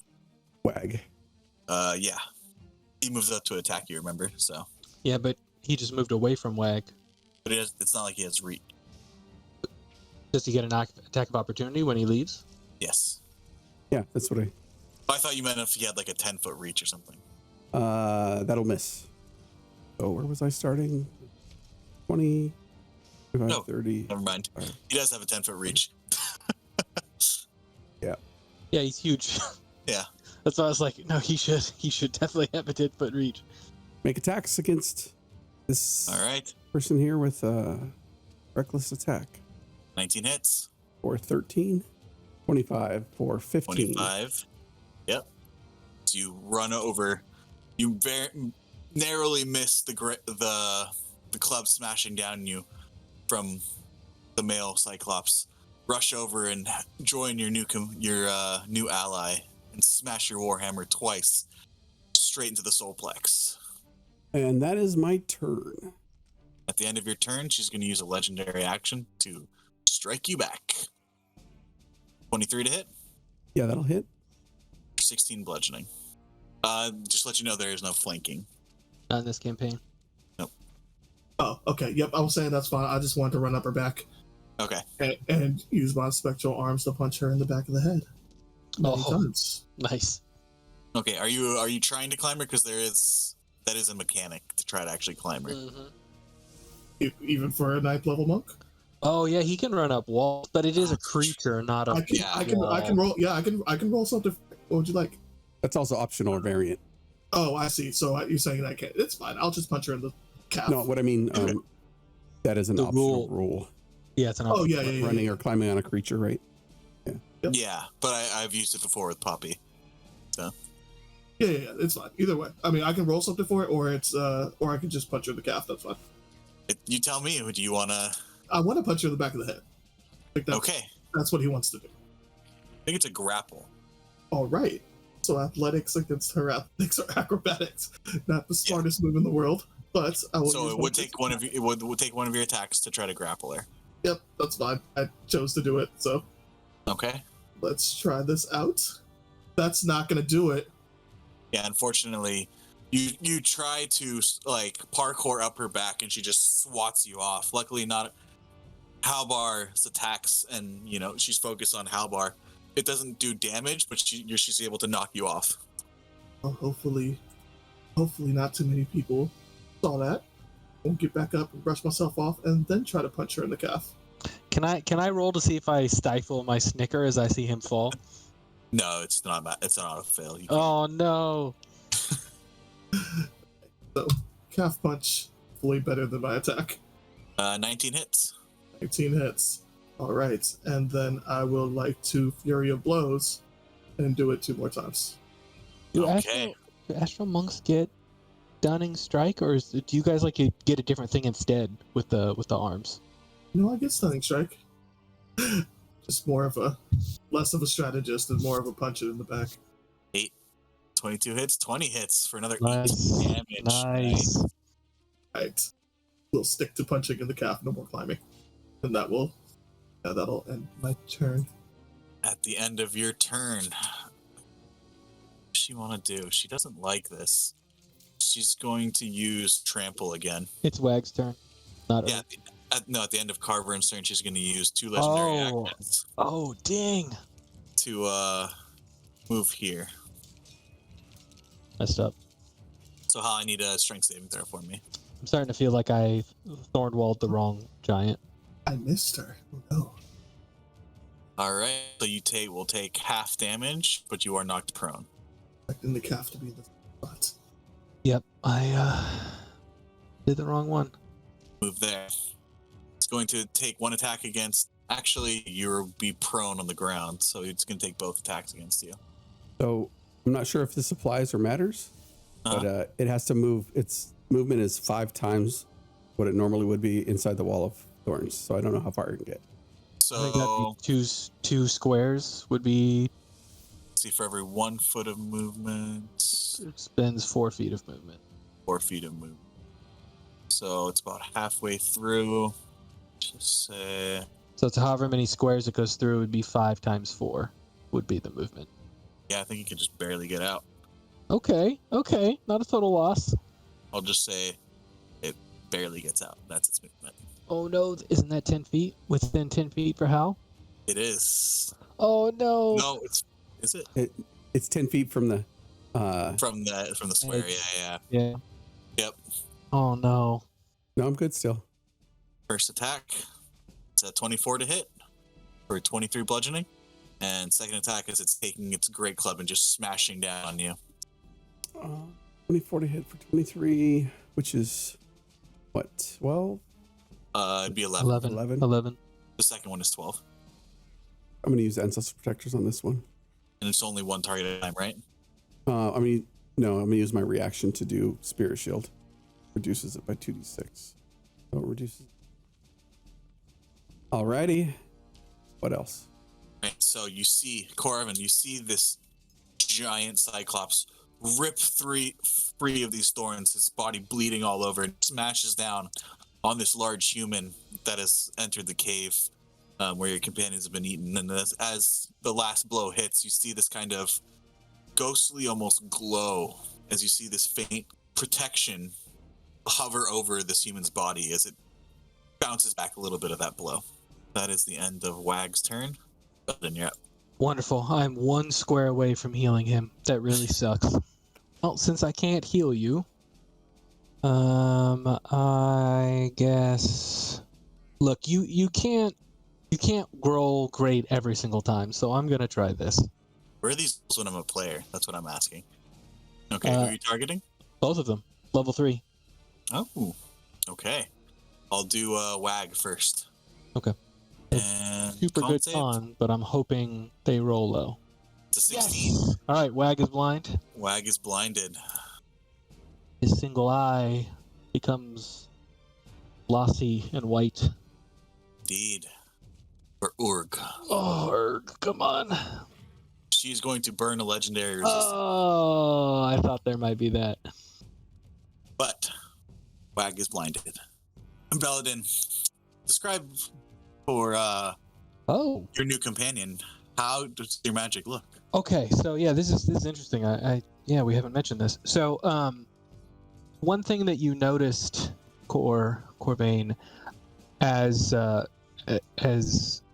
Belladin is casting spells, he's moving his hands, but there's no real, like, his incantations aren't really like spells from like a spell book. He's kind of whispering to himself and moving his hands, and you see the air around him kind of thicken and move out. And if you were to look on a microscopic level, you'd see that all these tiny microorganisms are moving around him constantly in a sphere, especially now that he's an active symbiotic entity. They're this thick cloud of spores and microorganisms. And as he casts spells, they kind of fling out. So the air thickened around the eye of Warg and infested his eyeball, which is why he can't see anymore. And as that cloud went over to Urg, she kind of shook out away and then didn't take hold.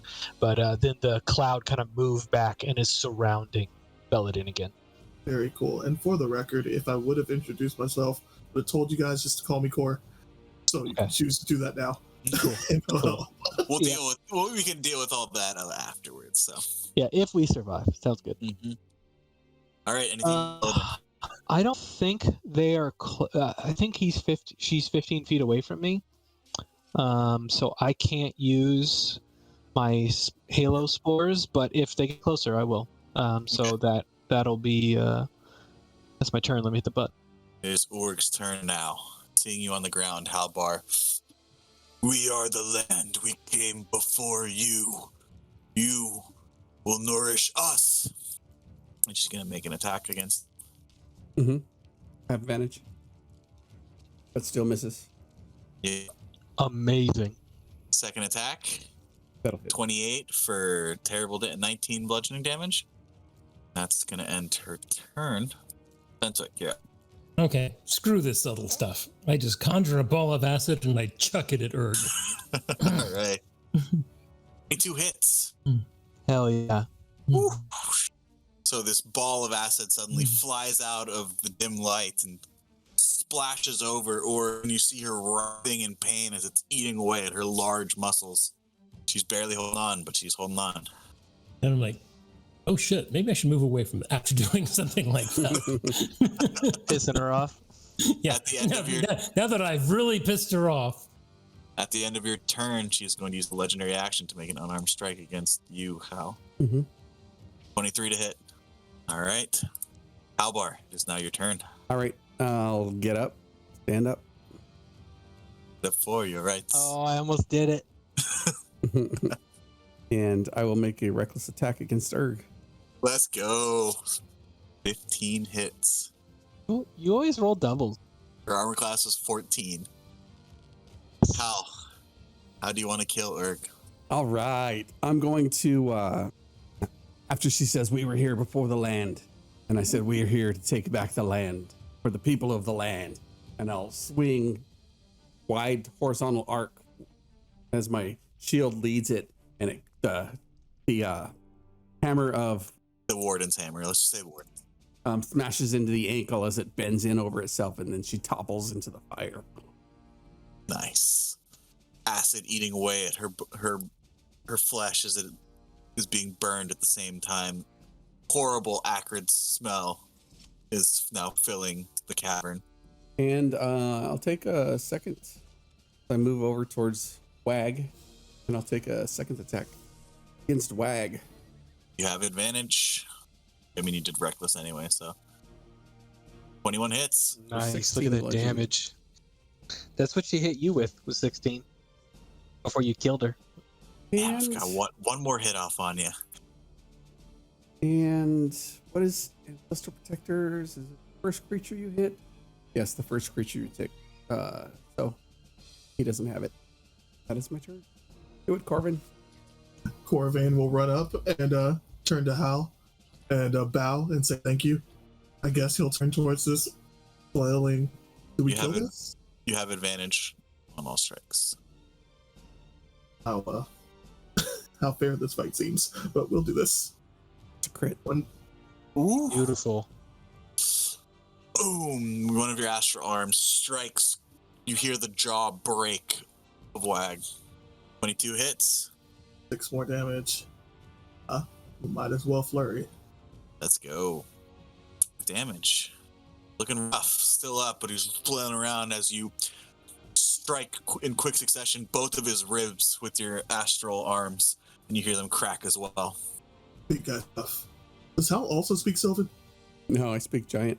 Oh, so I'm just speaking to you. Okay. Yep. Yeah. Hal's not understanding a word. And Hal's responding in giant, so you guys just don't understand each other at all. So good. He's just going to strike out in front of him. Oh, with disadvantage. It's you, Hal. A normal roll, yep. Fortunately. That hits. 25 for 21 damage. Second attack. It's amazing that he's choosing the one guy that he gets normal I mean, hits on and not the guy who just hit him 4 times. He's striking literally directly in front of him, so Oh, that's true. Oh, you guys could have moved away Blinded. after you hit. He's blinded. could have. But then 26. I'm going to use Ancestral Protectors to reduce Or Spirit Shield. Spirit Shield.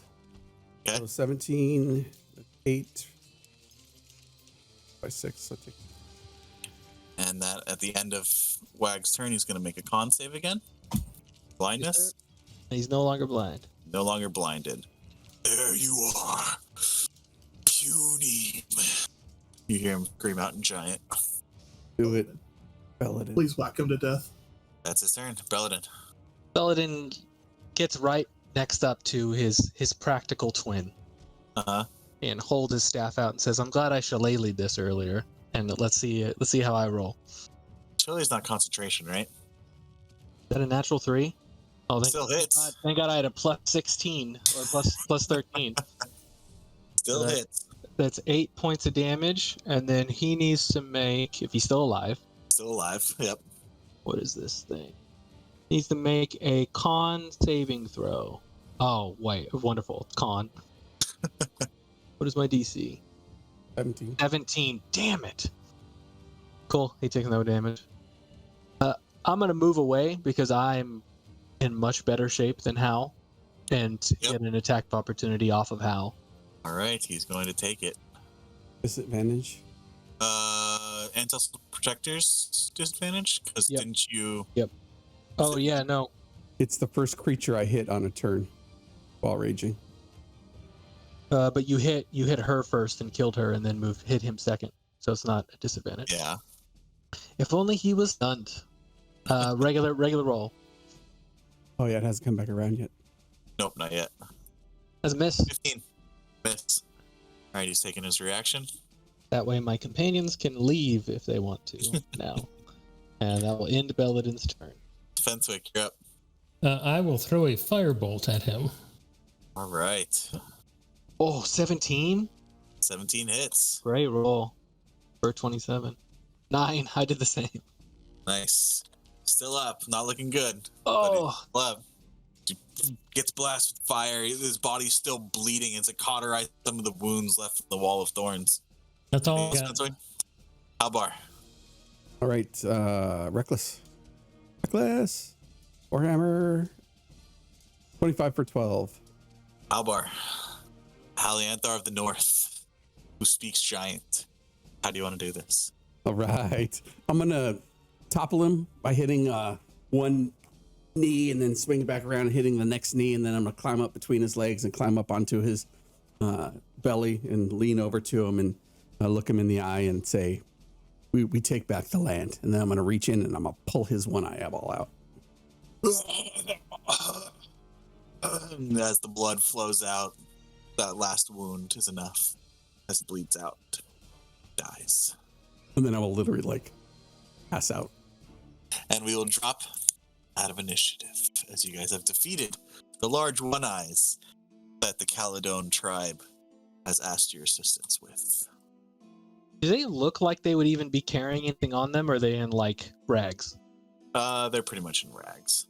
All right, I start sporing their bodies and turning them into mushrooms, so that way they'll decompose quickly and naturally. Corvain walks up to Hal and tells him, "Thank you. I owe you my life. If you ever need anything," and I will take my necklace off and undo one of the flower charms on it and hand it to him and say, "Bring Are it you back still up." Are you still speaking Sylvan? Fully speaking Sylvan. That's amazing. Okay. Halbar, this strange man, dark robes, comes over and starts speaking to you in a language you don't understand. Mm-hmm. Takes off a necklace from around his neck. Mm-hmm. Takes off one of the ornaments and hands you it. Give me a history check. That's actually pretty clear if you think about it. That makes sense. You would actually understand what's happening there. No, I would just tell him he's proposing marriage.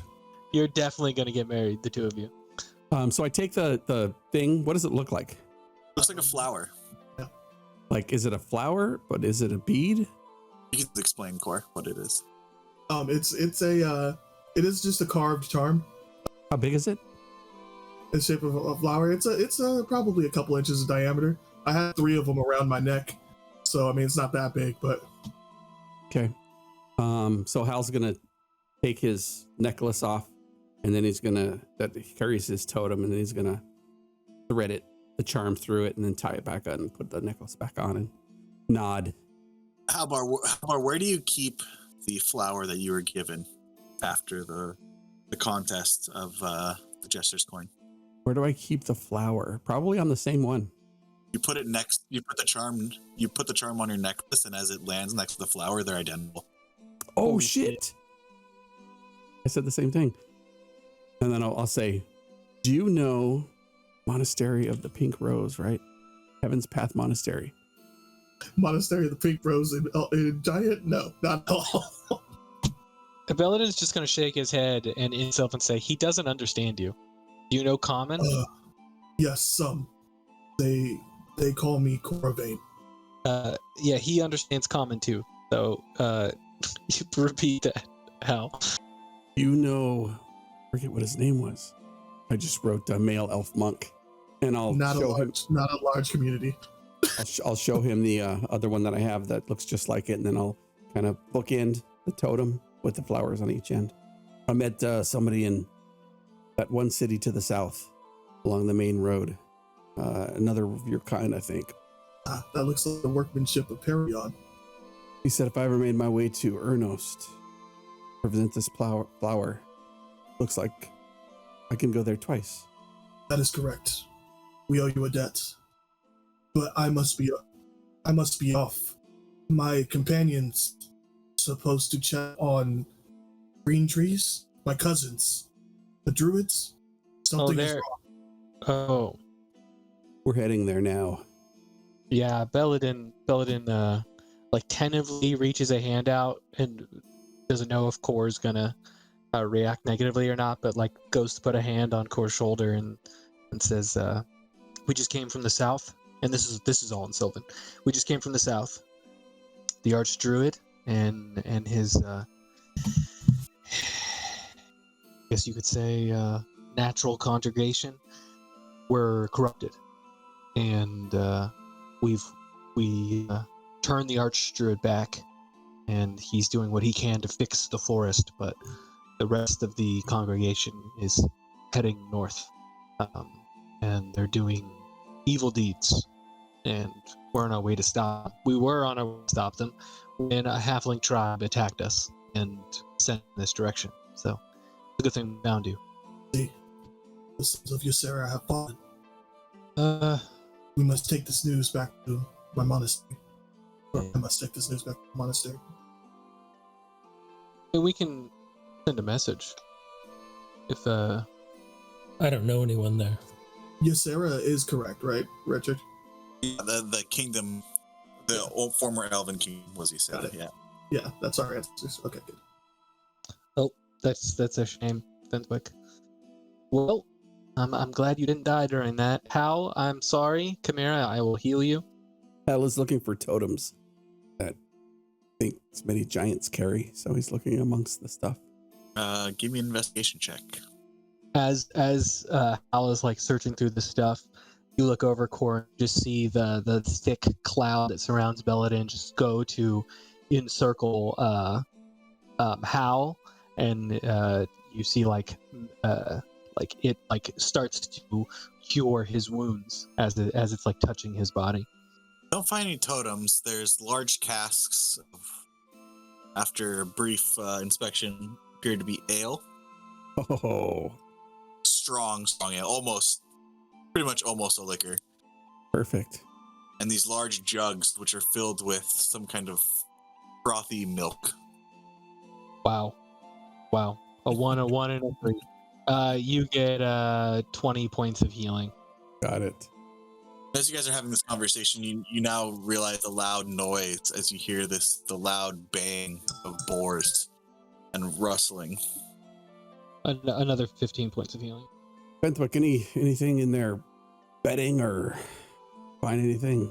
I'm gonna have some ale. I'll search through their bedding and whatnot. I'm gonna go to the largest of the boars that I see within the pen, and using my staff, I'm gonna cast Animal Friendship and then speak with animals on it. Boravane is actually going to go back to where he was tied up and see if he can pick up any sort of mementos from his companions to take back to their families. If there's nothing there, there's nothing there.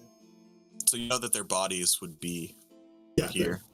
So, oh, Fenwick, give me an investigation check. A 12. You also got another 15 points of healing. I don't know if you got that. So roll me a D100, Fenwick. 19. Roll me 4d6. 12. You find around 1,200 copper pieces stashed Jeez. away underneath their bedding. Why did it have to be all copper? And then roll me a d10. What was actually wrapped around this large hoard of copper coins is actually a large tapestry. Okay. Put that in the bag of holding. Pretty much all you guys find. I cast Animal Friendship and then talk with animals from my staff. So the first one has a DC. It's like a wisdom saving throw for the Animal Friendship. 14. Thank goodness. All right, so he's charmed by me. And then with my other cast of Speak with Animal, I'm now going to talk. So this is the largest boar there. And I'm just picking the largest one because I assume that they have a hierarchy based on strength, Okay. being big, strong animals. And I'm just going to say, hi, you were captured by the giants, the one-eyed ones. And I like point to my face and hold up one finger, even though I know I can't count, probably. Who speaks out of the darkness? Oh, hi. I'm Belladin. I'm a druid. I come in peace. We killed your captors, and I'd like to let you out so that way you can go back on to the hills and be free. But I just wanted to talk with you and let you know that we don't mean you any harm. So you can go in peace. You don't need to attack us. If if I open the gate, will you and your and the other boars, will you go peacefully? Make a persuasion check with advantage. Yes, sir. Nice. Very nice. Belladin Druid, great god who speaks from the darkness, who defeats evil one-eyed. You will go as you command, and our brood will speak of your greatness for all time. There's a moment of like internal struggle with Belladin being a druid and not really digging being called by a god by an animal, but at the same time he's been corrupted by the world during his walkabout the last it's been months or like over a year since he left his tribe, where he's like, wait, that could come in advantage later. So just before he opens the gate, he let me see if I have that ability. Oh my god, this is so stupid, but it's really funny, so I'm gonna do it. I use my last second level spell to cast Dark Vision on the boar, and I like stand on top of the fence, and I like hold the staff out to one side, and I say, I do not need, but if you and the strong boars at your side ever see me and my companions again, I hope you will repay this kindness. And then I open the gate. Make a deception check with advantage. Oh my god.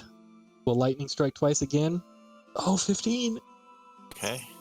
But this is the most insightful boar you've ever met. I know, that's what's gonna happen.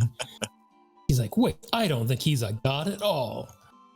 Oh my god. False god, kill him! I did say I didn't want him to worship me, so... He's going to take a moment. I mean, it wasn't too far off. He doesn't speak. After a moment, just regards you. And then just gives a slight bow of his head and snorts and says, "We are free, my brothers and sisters. We roam the hills once more. Follow my scent." And he leads them out of the cave. Where they are descended upon by hundreds and hundreds of halflings. Yes. They're more like First Nations people. They only kill what they need, and they use the whole boar. Oh, man, they thought I was a god up until the end there. I saw a look in his eye. Can I do an insight to see if I noticed him seeing I was full of shit? Give me an insight check. Yeah, you definitely. He definitely questioned your godhood at the end there. Oh, Belladin actually feels a little bit better. He felt bad. That's it for me, thank you. Boy would stick good at animals. Trying to speak to Hal. Not working well. I'm sorry. I'm just pouring this really potent ale on all my burns and abrasions from getting my ass kicked. Definitely not going well then. Wow, I have found the shovel of the gods. I was gonna ask Corvin that. Did they bury your comrades with the shovel? It is a shovel that's like 10 feet long. DM, you mentioned that I did have uneaten comrades? No. No. Okay. Just that's what I thought. You know where their bodies are, or where what was left of them. No, you were the last one left. No. You were leftovers. Yes, you came just in time. I probably would have ended up her snack tonight. Al will eyeball Boar up and down, seeing how sinewy and skinny. Let me guess, your comrades were a little bit more fortitude, a little bigger around the midsection, maybe. No, big smart comrades. Well, sorry for your loss. I know what it's like to lose those close to you. Enemies, both large and small. Mainly large. We're heading after these druids. Join us. In fact, I want to cash in this token. You need to join us. I will translate into. He's saying he wants to cash in the token you just gave him, or if that doesn't work, the one that he got from your other monk friend, to get you to come with us to take down these druids. Oh, I owe him a debt. I will follow him. The token will help him if he goes to my home. Oh, okay. I'll look at Hal and I'll say, he said he already owes you it anyway, so he's coming, but you get to keep the token because that's for when you go there. That will give you entrance. Arrange it on the outside of my totem and the flowers bookending both sides. Is there anything else useful in this place? Any equipment that your friends had that we should take? Backpack, spare bedding, anything you had on you? Do I still have equipment, Kim? Do we still have equipment? You don't have it on you if you want to look around for it. I can You take just have whatever you'd be wearing. Okay, that's less helpful. I mean, you know where all the belongings are, right? Of your leftover companions. I don't know if there was Stop stuff being- in the barracks. When you were tied to the rock, you saw stuff being heard and saw things being thrown to your left. When you were tied to the rock, yeah. Okay. I also like the idea of like Erg taking one of your companions and holding him upside down and shaking him to get all the loose change to come out of his pockets before taking a chomp. So over there, you find your bag, your backpack Okay. with your equipment. Good.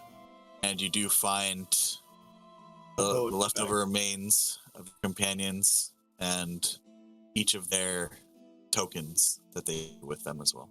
Sure. I will gather those to give back to their families. It seems like a pal that keeps following me everywhere, so continue speaking very broken language. Belladin's over here with Fenthwick, and I'm standing near this giant shovel, and I look at Fenthwick and I say, "You think a Hal could actually wield this thing? This feels like it's like maybe a pole arm or a. This thing is incredible reach." Well, with your passive perception, it smells like shit. Yeah. Oh, I mean, if he hit somebody with this, they would definitely not want to fight us anymore. Well, they wouldn't want to hang around us very much. That's also true.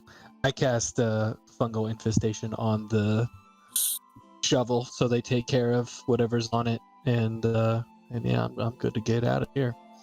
All right, you've started the cycle to grow cyclobacillin mushrooms. Yep. So whoever comes on this cave next, good for them. Anything else you guys would like to do in here? Are these beds? Those are large wooden racks with large, like, hides and leather stretched on them. Oh, hide Ricks. Stretched horizontally? Yeah, vertically, horizontally. Yeah, they're just kind of stretched out over them. Strictly bored. I think Hal's gonna go to sleep. No, so they aren't laying down. They are the racks are leaning against that wall, the cat wall. Gotcha. So they are upright. Well, do we head back to your brothers, Fenthwick? Your brothers from... They are not my brothers. Oh. But yes, we can go back to the short stuff. Yeah, the cavern is starting to fill with smoke now as Org's body burns. Can I take Erg's great club? What strength? 16. You wouldn't be able to wield it. Oh, I'm not going to wield it. I just want to carry it as proof. Give me an athletic check. Pretty good. 23. Able to lift over and heave it onto your shoulder and kind of like carry it across both shoulders. Okay. I will carry it out. Proof. As I follow Fenthwick and Belladin back the way we came. You guys exit the cavern back into the bright daylight, into the hills, the North Ward. Meet up again, the Caledon tribes